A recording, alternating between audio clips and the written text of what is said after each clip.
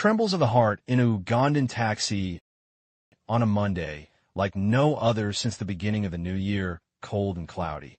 Many are clinging onto their jackets and sweaters, with some appending it all with shawls and scarves, while others check in at the kitchen for hot cups of tea. Then there's me, no jacket, no nothing, but rather sipping off my bottle of fairly cold water. Time flies so fast. It's only minutes after someone, an office client to a work colleague, greets me with a good morning that I learn off my phone that's already 1:16 p.m. A trip to the kitchen, and I'm served steamed matuk, a slice of pasho and rice with meat sauce, and a spoon of beans to emphasize the importance of proteins. I have it quick, with a trip to town in the next few minutes preoccupying my mind, against my desires, but bowing to the dictatorship nature of my pockets that silently weep of a January liquidity crisis.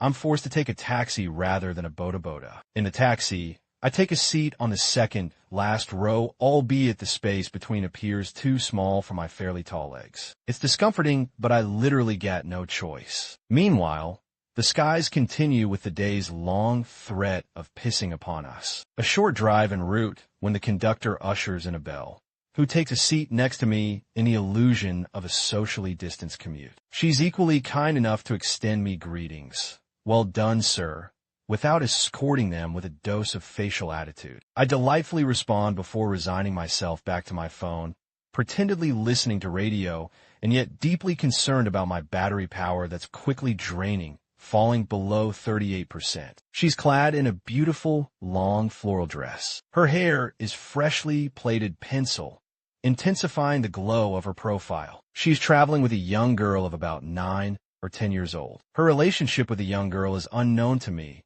but deep inside, selfishly so, I'm praying she's not her biological daughter. The route itself blesses us with a smooth traffic jam-free drive that leaves me with less time to ponder about my actions. Should I make a move now or wait?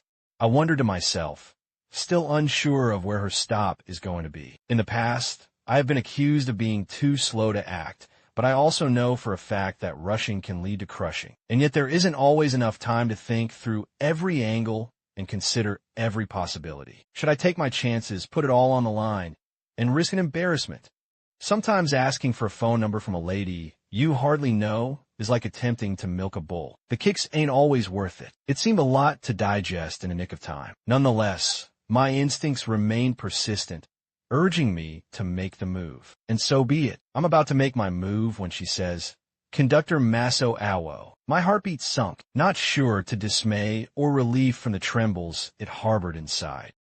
Hi everyone, this is Robert K. Circles. Thank you so much for tuning into the podcast today. I really appreciate you taking the time to listen. I hope you enjoyed this story. If you did, I'd be incredibly grateful if you could take a moment to subscribe to the podcast so you don't miss any future episodes. Give us a like on your favorite podcast platform. Leave a comment letting us know what you thought. We love hearing your feedback. And if you know someone who might enjoy the show, please share it with them. Your support means the world to me and helps us reach more listeners. Thanks again for being a part of the Robert K. Circles community. Until next time, take care.